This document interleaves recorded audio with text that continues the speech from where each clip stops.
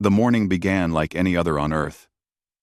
But something changed the sky before anyone understood what was happening. A strange shimmer appeared high above the clouds, like sunlight bending in the wrong direction. People in cities stopped on the streets. Children pointed at the sky. Scientists in observatories froze as their instruments began to scream warnings. Even birds fell silent, sensing something that no creature on Earth had ever felt before. Then the shimmer opened. It was not a slow event. 1 second the sky was normal, and the next a massive object tore through the upper atmosphere, leaving a trail of sparkling blue light. Instead of burning like a meteor, the object glowed brighter, controlled, alive. Its surface was smooth and crystal-like, with shifting patterns that looked almost organic, like the scales of a giant creature. It moved slowly, almost gently, positioning itself above Earth as if choosing the perfect place to stop. And it did stop right in Earth's orbit. Across the world, governments activated emergency protocols. Military forces rushed to high alert. Communication channels buzzed with fear and panic. No one knew if the strange ship was peaceful or hostile, but its size alone created a wave of dread. It was larger than any human-made station, wider than the biggest skyscraper cluster, and shaped like a beautiful shard of glass floating in space. Below it, millions of people stared upward, waiting for something to happen. Inside a small orbital repair platform not far from the ship's position, a man named Marcus Hale tried to control his breathing. He had been performing routine maintenance on a damaged satellite when the alarm lights around him began flashing bright red. His small craft shook as if the universe itself had exhaled too sharply. Marcus was nobody special. At least, that's what he believed about himself. He was an orbital mechanic, a man who fixed satellites, checked circuits, tightened bolts, and kept communication systems working. He had no medals, no grand achievements, no special destiny. But he was calm under pressure. And that had kept him alive in space more times than he liked to think about. Now he stared at the impossible sight outside his tiny window. The alien ship was so close he could see the shifting colors along its hull. It pulsed softly like a heartbeat.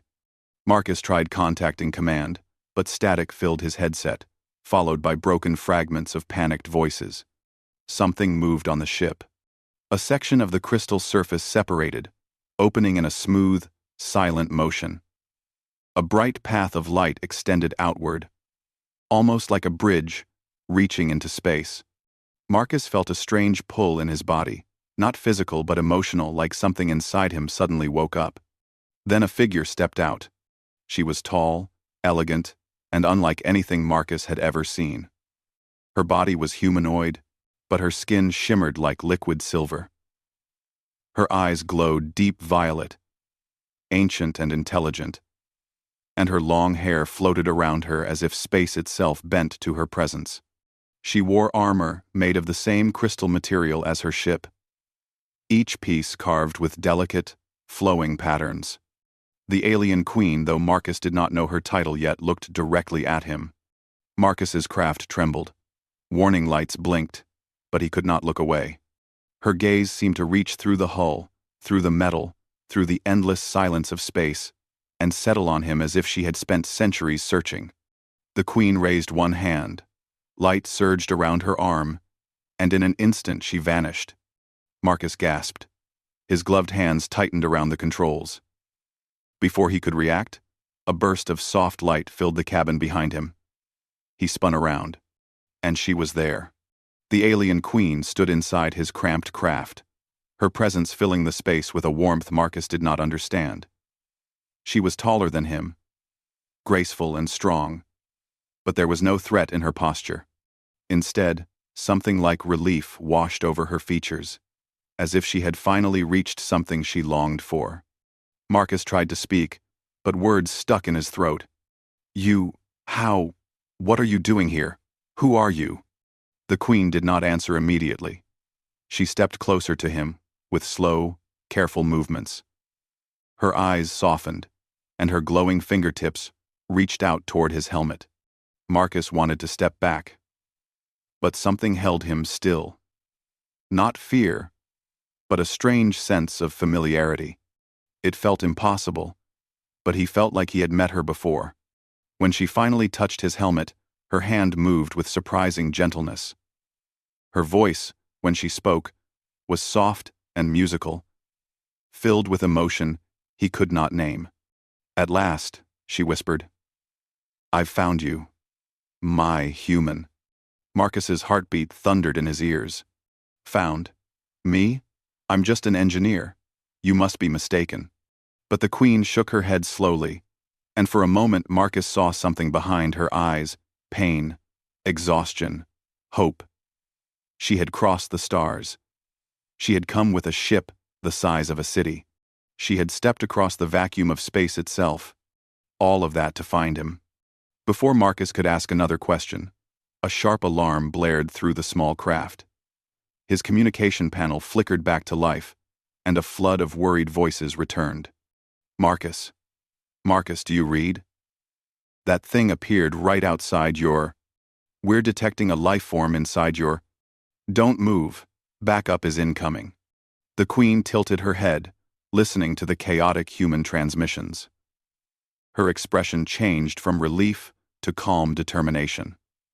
She placed one hand gently on Marcus's shoulder, steadying him. "Do not fear," she said softly.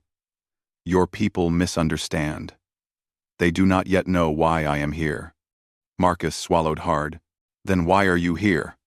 Her eyes shone, bright and unwavering. "For you," she said simply. "Only for you." Outside, Earth's militaries moved into formation. Missiles locked on targets. Warships rose from ground bases. Fighter jets shot toward the edge of the atmosphere. Humanity believed the Queen was a threat. Marcus was beginning to realize a far stranger truth. She was not here to attack Earth. She was here because of him, and he had no idea why. Marcus Hale stood frozen inside the tiny cabin while the alien queen kept her hand gently on his shoulder. Outside the window, Earth's warning systems flashed like angry stars. Human ships moved into defensive positions, forming a ring around the strange crystal vessel that hovered silently above the planet. Marcus could almost feel the tension rising across the entire world. Humans were preparing for a fight, but the Queen looked calm, almost peaceful, as if the fleet meant nothing to her. She finally lowered her hand and let her gaze wander around the cramped repair craft. The space was small, filled with tools, wires, and repair kits attached to the walls. She touched nothing, but Marcus could sense she was studying everything with quiet curiosity, like someone seeing a new world, but also something familiar. "Why me?" Marcus whispered, still unsure if he was dreaming. "I don't understand what you want." She turned back to him. Her eyes glowed softly, and Marcus saw emotions in them: hope, exhaustion, and something deeper he could not identify. "You are connected to a memory older than your world," she began gently. "A memory my people have carried for thousands of years." Marcus blinked. "A memory? Me? I'm just a mechanic." "You are more than you believe," she replied. Before he could ask anything else, a loud metallic knock echoed through the hull. Marcus flinched, spinning toward the door as a familiar voice crackled through his headset. "Marcus, open the hatch. Emergency boarding protocol. Now." It was Captain Reyes, one of the orbital defense officers. She sounded terrified and angry at the same time. Marcus knew that if soldiers boarded and saw the Queen inside the craft, things could go very wrong. The Queen sensed the fear. "You are afraid of your own people," she observed softly. "I'm afraid of what they'll do," Marcus admitted. "They think you're hostile. They'll try to take you, or worse."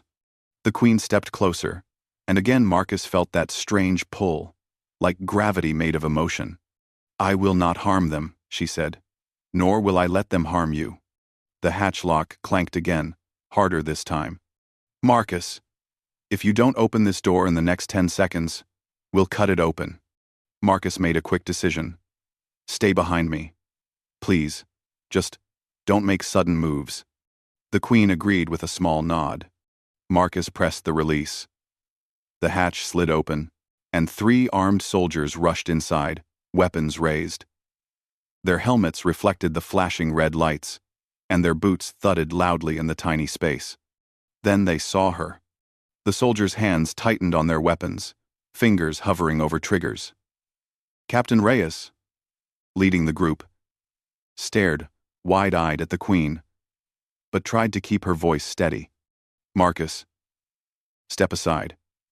That thing is a classified threat. The Queen didn't move. Marcus saw her expression shift slightly, not in fear, but in sadness. She's not a threat, Marcus insisted. She's here for me. The soldiers looked confused, but training kept them focused. Reyes motioned 2 of her team members forward. Marcus, we'll deal with your safety later. For now, we need you out of the craft. The Queen spoke then, her voice calm but filled with strength. He will not leave without answers. Her words sounded beautiful, even though the soldiers could not understand the meaning. The language was unlike anything human, yet the tone carried an unmistakable message. She would not be separated from Marcus. Reyes stiffened. What did it say? Marcus, did it threaten you? No, she said. The Queen raised a hand, and a gentle pulse of light spread through the cabin. Not bright, not painful, just a wave of energy that made the soldiers freeze in place. Their weapons flickered and powered down as if their circuits forgot how to function. Even the repair craft's systems dimmed slightly. Marcus stared in shock. The Queen wasn't attacking. He could feel no heat, no pressure, no fear. Yet her presence alone disabled advanced military gear. She turned her glowing eyes toward the soldiers. Do not fear. I will not harm you. I only seek understanding. Her voice carried meaning despite being spoken in her alien tongue. Somehow, the emotional intent passed through the air like an invisible language of its own. Even the soldiers, though frightened, felt a strange calm settle inside them. Reyes swallowed hard. Marcus, what is she? What does she want with you? Marcus had no answer. His mind felt overloaded. The Queen stepped forward and gently touched the side of his helmet, as if encouraging him. She finally spoke again. And this time, the ship around them shimmered faintly. Her language changed slowly, reshaping itself, until the meaning became clear. I am Lyra, Queen of the myriad starborn, and this human is the key to a promise made long before this world was born. Quote, Donner Common. Quote, Donner Common. Reyes's eyes widened. It speaks English. Marcus felt a chill run through him. Lyra. What promise? The alien Queen looked at him with deep, ancient sadness. My people were dying, she said. A force we could not resist consumed our worlds. But someone, saved us. Reyes whispered. Saved you? A human? Not a human as you know today, Lyra clarified. It was a being with human essence, a pattern in your DNA that echoes across time. Marcus felt his throat tighten. You think that person is me? She nodded. You carry the same signature, the same spark. I crossed half the galaxy to find it. To find you. The soldiers stared at Marcus like he had grown a second head. Marcus felt dizzy. Lyra. I've never left Earth orbit until this job. I'm not some chosen one. You are more connected than you understand, she said, and you are in danger because of it. A sharp alarm interrupted her words. Captain Reyes looked down at her wrist display, panic flashing across her face. Marcus, the Global Command just issued a new order. They think she's taking you hostage. She looked up, terrified. They're preparing to fire. Marcus's chest tightened. Fire? What? Missiles? Worse, Reyes said. Orbital rail cannons. The craft shuddered as distant booms echoed through space, massive railguns charging in orbit. Marcus saw flashes of light outside the window. Earth was about to open fire on the Queen's ship. Marcus turned to Zelira. "You have to leave. They'll kill you." "They cannot harm me," she said quietly. "But they may harm your world." A deep hum vibrated through the cabin. Zelira lifted a hand, and her ship responded instantly. Blue light spread across the surface of the crystal vessel, like a shield awakening. Marcus felt fear, but not from her, from Earth. "Zelira, please," he begged. "Don't hurt them." She held his gaze, eyes softening again. "For you, I will not." Outside, the first rail cannon fired a beam of white-hot kinetic light racing toward the alien ship. The Queen spread her fingers. A single ripple of shimmering energy flashed outward, gentle and elegant, like a wave across a calm lake. When the rail beam touched it, the beam dissolved into harmless particles of light. Earth had fired its strongest weapon. It did nothing. Marcus realized then that the universe had just changed forever. And Zelira had come for him. A simple human engineer who suddenly wasn't simple at all. The rail cannon strike dissolved in front of the alien Queen's ship, like dust blown into sunlight. The wave of light that protected the vessel faded softly, leaving the crystal hull untouched. Human soldiers inside the small craft stared in silent shock. Marcus's heart pounded as he watched the impossible unfold. Earth had used one of its strongest weapons, and it had done absolutely nothing. Zelira stood calmly beside him, her silver form glowing faintly with energy. She didn't look proud or victorious. She looked sad, like someone forced to prove a truth she never wanted to show. Marcus could sense that she did not want war, but she also would not allow harm to come to him. Captain Reyes lowered her weapon slowly, her hands trembling. "Marcus." The whole planet just saw that. The orbital defense network is in panic mode. Command is calling this ship an extinction-level threat. "I know," Marcus whispered, "but she's not attacking us." Reyes looked from him to the Queen and back again. "But how are we supposed to convince an entire planet of that?" Before Marcus could answer, another alarm blared through the cabin. A new voice came through Reyes's communicator, shaking with urgency. "All units, prepare for hostile escalation." Multiple unknown fleets detected jumping into the outer edge of the solar system. Reyes froze. "More ships?" "From where?" The voice replied. "Unknown origin. Not human." Marcus felt a cold heaviness settle in his stomach. Zelira turned toward the window.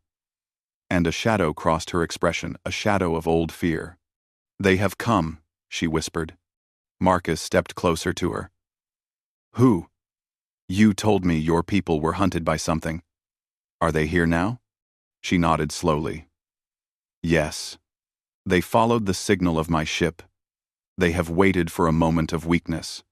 They believe capturing you will give them the power they could not steal from my people." Marcus's breath caught. "Me? Why me again?" "You are not just anything," Zelira said, her voice filled with a strange softness. "You carry the trace of a being who saved my people long ago. They want that power for themselves." The soldiers looked horrified. Reyes shook her head. "This is insane. You're saying this man is the target of a galactic war?" Marcus wished it wasn't true. But the fear in Zelira's eyes was real. Space outside the window flickered with distant bursts of light, jump signatures from alien fleets arriving. Marcus saw strange shapes between the stars. Dark ships, like massive claws. Glowing engines that twisted unnaturally. Silhouettes that looked more like predators than machines. Reyes grabbed Marcus's arm. "We need to evacuate you to the nearest command station. Now." Zelira stepped forward, blocking her. "Keeping him on Earth or near Earth will put your planet in danger. They will destroy entire cities just to get to him." Marcus swallowed. "Then what do we do?" Zelira touched her crystal armor. and a faint pulse of light traveled from her hand to the hull of her ship. A moment later, the giant vessel responded with a soft hum. A hum so deep, Marcus felt it in his bones. "My ship will take us away from Earth's orbit," she said. "Far enough that your people are safe, but close enough that I can protect you." Reyes immediately raised her weapon again. "You're not taking him anywhere." "A doe." Zelira's eyes softened. "I know you wish to protect him. So do I." Marcus stepped between them. "Reyes, please. She's trying to help. If those fleets attack Earth, millions could die." Reyes looked at him for a long moment. Fear, duty, and confusion battled inside her. Finally, she lowered her weapon, though reluctantly. Marcus turned to Zelira. "If we go with you, will you keep Earth safe?" "I swear it," she said. The ship outside opened another light bridge, brighter and wider this time. The walls of the small repair craft began to vibrate gently as the energy beam connected to it. Zelira extended her hand toward Marcus. He hesitated for a second, not because he feared her, but because in that moment, his entire life was changing. He was leaving Earth, leaving everything he had ever known, stepping into danger so great it felt unreal. But he also knew he couldn't let Earth burn because of him. He placed his hand in hers. A warm light wrapped around them. The soldiers stepped back in awe as Marcus and Zelira rose off the floor, lifted by a gentle pull. They drifted through the open hatch, through the shimmering light bridge, and into the crystal ship. The moment Marcus's boots touched the smooth, glowing floor of the interior, he felt a strange sensation running up his spine, like the ship recognized him. The corridors around him glowed brighter, shifting patterns moving across the walls. Zelira watched the ship respond to him and looked almost amazed. "It remembers the signature," she murmured. "It has been a long time." "What does that mean?" he asked. "It means you are exactly who I hoped you would be." Before he could ask another question, the ship shook with a low rumble. Marcus saw alien fleets approaching quickly. Their dark ships moved like predators circling prey. The space around Earth was no longer safe. Zelira placed her hand on a curved crystal surface. "We leave now." The ship responded with a sudden burst of light. Stars stretched into long lines as the vessel accelerated away from Earth. Marcus felt the energy field wrap around him, like a protective cocoon. His breath caught in his throat as space blurred into a tunnel of shimmering colors. When the ship finally slowed, Earth was far behind them. Marcus could still see it, a blue sphere, small and fragile against the black void. Then something massive appeared in the distance. One of the enemy fleets. Marcus stepped closer to the viewing window. The ships were enormous, with jagged hulls and pulsing red cores that looked like beating hearts. They spread out in formation, blocking any escape. Zelira stood beside him, her expression hardening. "They want you alive, Marcus, but they will kill thousands for a chance to take you." Marcus clenched his fists. "Then what do we do? Fight them?" She looked at him, and in her voice Marcus heard the weight of an entire civilization. "We do not win by fighting," she said. "We win by outsmarting them. And that is something humans excel at." Marcus looked out at the enemy ships again. He wasn't a warrior. He wasn't a chosen hero. He was an engineer. A problem solver. Maybe that was enough. Zelira stepped closer, her voice softening. "I need your mind, Marcus, not your strength. Together, we can turn the sun itself into a shield." Marcus stared at her. "The sun?" She nodded. "Yes. And we must act fast. The war has already begun." Marcus took a deep breath and looked at the enemy fleets closing in. He wasn't ready, but he also wasn't going to let humanity lose. Marcus stood inside the glowing crystal ship, staring at the enemy fleets that filled the darkness of space. Their huge, jagged ships moved in tight formation, closing in slowly like hunters surrounding a trapped animal. The air felt heavy, even though there was no real air inside the alien ship. It was the fear, the pressure, the knowledge that he was the reason all of this was happening. Zelira stepped beside him. Her silver skin glowed brighter when she was near danger, like her body was preparing for something. She did not look scared, but Marcus could see tension behind her calm eyes. "They will try to force us toward the sun," she said softly. "They want to corner us, where escape is harder." Marcus frowned. "Why? Wouldn't the sun be dangerous for them too?" "They believe I will avoid going too close," Zelira explained. "They think I will choose safety over strategy." Marcus stared at the burning star far in the distance, a bright sphere of light that felt both comforting and terrifying. "But your ship can handle the heat?" Marcus asked. "For a time," she said. "But this is where your mind is needed." For. Marcus's stomach tightened. "My mind? I'm not a strategist. I fix machines." "Exactly," Zelira said, her voice filled with strange admiration. "Humans are good at seeing solutions in simple things, even when the problem is huge." Marcus wanted to disagree, but the enemy fleet moved closer, cutting off escape routes one by one. He took a deep breath and forced himself to think like he was back fixing satellites. Small problems, wires, power flow, angles, heat, reflection. Heat. Light. He looked at the sun again.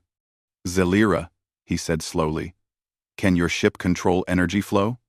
Like turning it into a shield?" "Yes." "And can it reflect energy? Redirect it?" "Yes." Marcus felt his mind speeding up. "Then the sun isn't a trap. It's a weapon." Zelira blinked. "Explain." Marcus pointed toward the glowing star. "If your ship can collect solar light and bend it and release it as a beam, then we can use the sun's energy against them. Not by attacking them directly, but by creating a wall of intense light they can't fly through." Zelira looked at him like he had surprised her. "A radiant barrier." "Exactly," Marcus said. "If we fly close enough to the sun, we can create a curved barrier like a dome, forcing the enemy fleet back or trapping them. They can't follow us too close, because their ships can't handle the heat." Zelira placed her hand on the crystal wall. "Your idea is dangerous. The amount of heat near the sun is deadly." Marcus laughed nervously. "Well, yeah, but the alternative is getting captured, or letting Earth get attacked." Zelira considered his words for a moment. Her expression softened into something he rarely saw from her trust. "You are the echo," she whispered. "You think the same way he did." Marcus felt a shiver run down his spine. "Zelira, you keep saying, he. Who was he?" The Queen's eyes glowed with old memories, long buried. "My people call him the first human. A being not from your time. Not fully physical. He appeared during our darkest age, not as a warrior, but as a mind that could see the path of survival." Marcus felt his heartbeat quicken. "You're saying a human saved your people thousands of years ago?" "Yes," Zelira said. "Not a man of flesh, but a projection. A consciousness. His form was human. His mind was something greater. He gave us the knowledge to survive.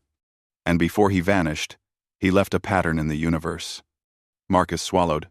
"A pattern?" "A biological signature," Zelira said gently. "One that your DNA carries. Not just you, your entire species carries a trace of him. But you, your mind resonates with it the strongest." Marcus stepped back, overwhelmed. "But that means, it means your people are important," she said softly. "More than they know. More than the galaxy understands." For a moment, Marcus forgot the enemy ships outside. He stared at Zelira, trying to comprehend what she had just revealed.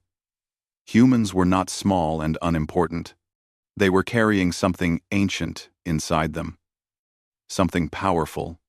The ship jolted suddenly, pulling him out of his thoughts. The enemy fleet had fired. A massive blast of red energy hit the Queen's ship. The shields held, but the attack was stronger than anything before. Zelira placed both hands on the glowing interface, and the ship responded with a deep hum. "They are using gravity lances," she said. "Weapons that pull instead of push. They want to drag us toward their boarding ships." Marcus grabbed onto a support beam to keep from falling. "Then we need to move fast." "Can we reach the sun?" "Yes," Zelira said. "But once we get close, I will not be able to control the ship alone. The energy will be too much." Marcus understood immediately. "You need someone who thinks like a human engineer." She nodded. "I need you." Marcus took a deep breath. He had fixed broken circuits. He had saved satellites. He had worked in zero gravity. But he had never controlled an alien ship flying into a star. Still, he stepped forward. "What do I do?" Zelira placed his hand on a glowing panel. It warmed instantly, as if recognizing him. The ship hummed deeper, sharper, more alive. "Focus on the flow," she said. "The ship listens to your intentions. Guide it. Shape the energy.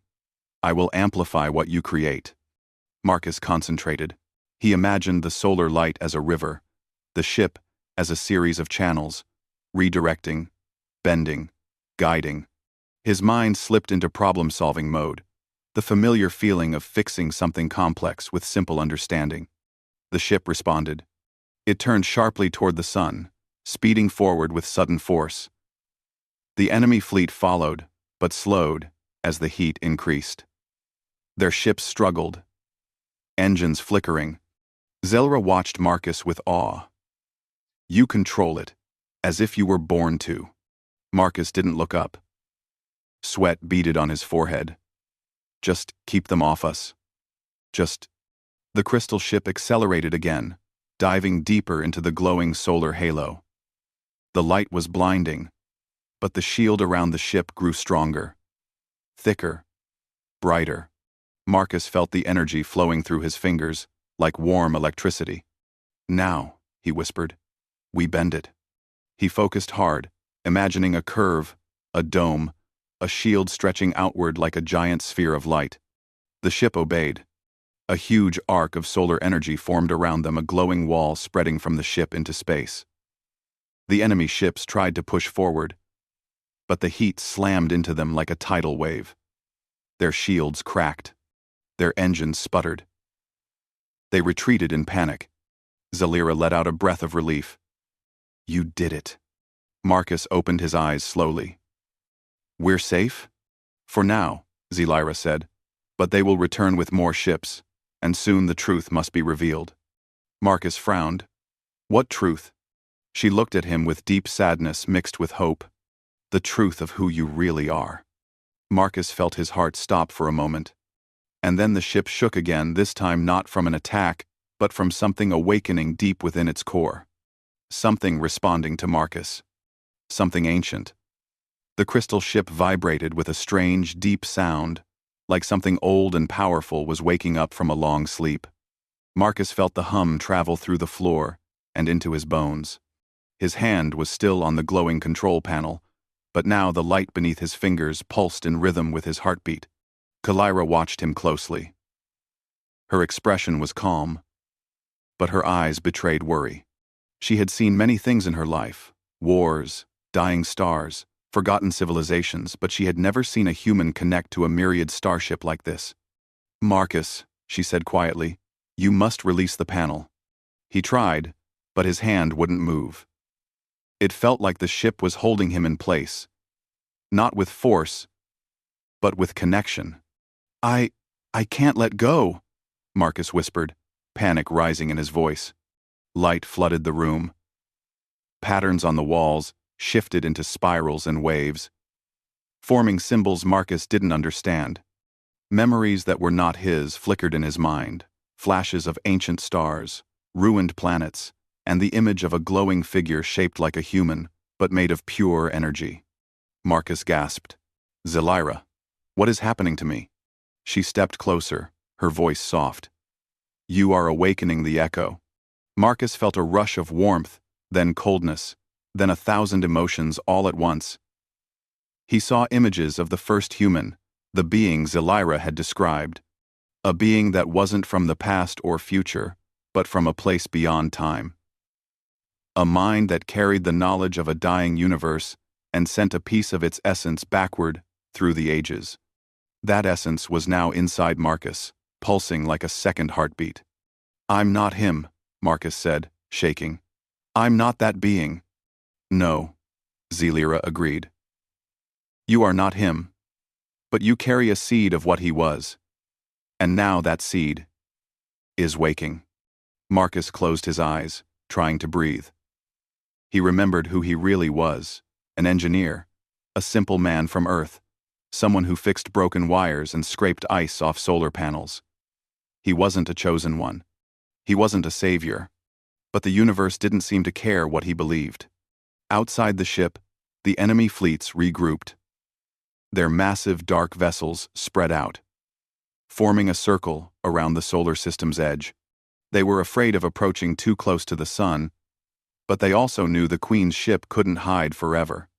One of their commanders sent a message that echoed through the void, a deep voice filled with hunger and threat. Marcus didn't know their language, but the meaning was clear. Surrender the human, or Earth would be destroyed. Zelira's expression hardened. "They will not stop. They fear what you may become." Marcus opened his eyes. "Then we have to end this now." Zelira shook her head. "Even my ship cannot defeat an army that large." Marcus watched the shifting symbols on the walls. For the first time, he realized the ship was responding not to Zelira, but to him. It was waiting for his decision. The thought terrified him and filled him with strange courage at the same time. "What if we don't attack them?" Marcus asked slowly. "What if we show them something else?" Zelira frowned. "What do you mean?" Marcus took a breath. "The first human didn't save your people by fighting. He saved them by showing a new path. By giving hope, not destruction." Zelira hesitated, her voice softening. "Marcus, the galaxy does not respect hope. It respects power. Then, we show them hope through power," he said firmly. "Not by killing them, but by showing what humanity can become." The ship reacted immediately. The lights brightened. The symbols shifted into a flowing wave. Marcus felt energy swell beneath his hand, rising like a tide. Zelira stared at the glowing panel in awe. "Marcus, what are you doing?" "I don't know," he admitted honestly. "But I think the ship does." With a sudden burst, energy expanded from the ship. Not as a weapon, but as a pulse. Gentle, warm, and bright. It spread through space like a wave of sunlight, touching every enemy ship in the distance. The fleets froze. Their weapons powered down, engines dimmed. Their targeting systems melted into harmless static. But there was no destruction, no explosion, no harm. Instead, something else happened. They saw. Through the pulse of light, the fleets witnessed a vision, humanity's future. A future not of war, but of unity. A future where humans shaped galaxies, healed dying worlds, and reached levels of understanding no species had ever achieved. The pulse showed them a possible destiny. Humans evolving, minds expanding, standing at the center of a peaceful and powerful cosmic age. The enemy fleets trembled. Their commanders withdrew. Their ships turned away, engines igniting as they retreated into the darkness. They weren't running from fear. They were running from the truth they had seen. Marcus collapsed to his knees, breathing heavily as the light faded. Zelira rushed to him and caught him before he fell. Her arms wrapped around him with surprising gentleness. "Marcus," she said, her voice heavy with worry. "Are you hurt?" He shook his head slowly. just tired. It felt like the whole universe flowed through me. She held him carefully, then whispered, "You did what no weapon could do. You showed them a future worth fearing and respecting." Marcus managed a weak smile. Humans have always been stubborn, even about the future. Zelira laughed softly. It was the first time he had heard her laugh. It sounded like shimmering bells. As the ship drifted away from the sun, Earth came back into view, a small, blue world glowing with life. For the first time since this began, Marcus felt like Earth was safe. Zelira placed a hand on his cheek. "You changed the course of the galaxy today. Num. Ever. Num." "No," Marcus said. She looked into his eyes, and there was a warmth there that was deeper than gratitude. "At last," she whispered, echoing her first words to him. "I have found you. My human." Marcus felt peace settle inside him. Not because of destiny or ancient echoes, but because he realized something simple. Humanity was not small, and neither was he. The ship headed back toward Earth, carrying a queen, a human, and a new beginning for the galaxy. The HFY story had only just begun.